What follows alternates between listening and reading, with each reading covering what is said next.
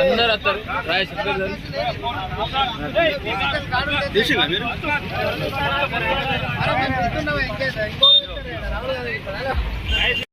రెడ్డి గారి నాయకత్వం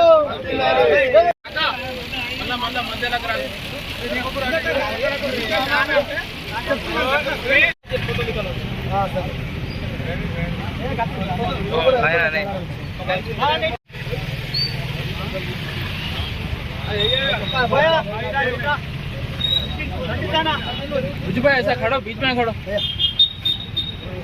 अंदर होते राधे अंदर कांग्रेस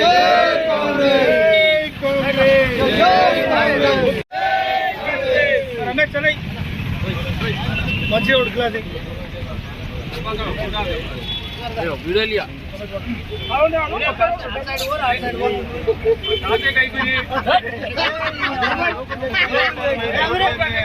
जोक जाएगा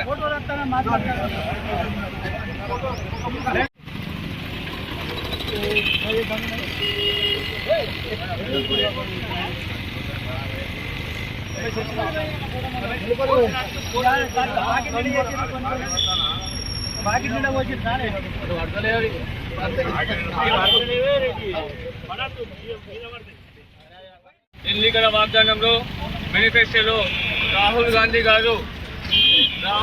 గారు మరి బీసీ కులగణన చేస్తామని ఆ రోజు డిక్లరేషన్ ఇవ్వడం జరిగింది. ఎవరు అడగకున్నా కానీ స్వతంత్రం వచ్చినప్పటి నుంచి కూడా బీసీలు కానీ ఎస్సీలు కానీ అగ్రవర్గాల కులాలలో అణగదొక్కబడుతున్నారు. దాన్ని గ్రహించి సమితి స్థానం కావాలి, అందరికీ రాజ్యాధికారం కావాలనే ఒక ఆకాంక్షతో రాహుల్ గాంధీ గారు బీసీ నినాదంతో బీసీ కులగణన చేయాలని ఆ రోజు ప్రకటించడం జరిగింది. దాన్ని గ్రహించి దాన్ని మేనిఫెస్టోలో మన బీసీ కులగణన చేసి అమలు చేసి ఈరోజు తెలంగాణ రాష్ట్రంలో దేశంలోనే నంబర్ 1గా ఇవ్వడం జరిగింది. అదేవిధంగా ఎస్సీ వర్గీకరణ సుదీర్ఘ కాలం నుండి ఎన్నో సంవత్సరాల నుంచి రకరకాలుగా ఉద్యోగం జరిగినా కానీ ఎవరు దాన్ని ఓట్ల కోసమే వాడుకున్నారు, కానీ దాన్ని ఎవరు చేయలేదు. మరి అదేవిధంగా దాన్ని కూడా ఎస్సీ వర్గీకరణను కాంగ్రెస్ పార్టీ ఆధ్వర్యంలో తెలంగాణ రాష్ట్రంలో మన ముఖ్యమంత్రి గారు వర్గీకరణ చేసి నిరూపించి చూపించడం జరిగింది. దాన్ని యావత్ భారతదేశం గర్వించవలసిందిగా కోరుతున్నాం.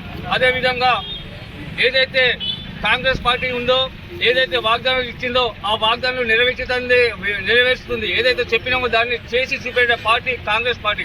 అదే కేసీఆర్ కానీ టీఆర్ఎస్ కానీ దళితుల్ని ముఖ్యమంత్రి చేస్తారని వాడుకొని వదిలేకొని సమస్తం ఉప ముఖ్యమంత్రి ఇచ్చిన ఒక మాదిక బిడ్డను భద్రం చేయడం జరిగింది. కానీ కాంగ్రెస్ పార్టీ అలా కాదు, అందరికీ సముచిత స్థానం ఇస్తుందని మేము ఆశిస్తున్నాం. అతి రానున్న ఎన్నికల్లో కాంగ్రెస్ పార్టీని ఈ వర్గాలని ఆదరిస్తారని నేను ఆశిస్తున్నాను.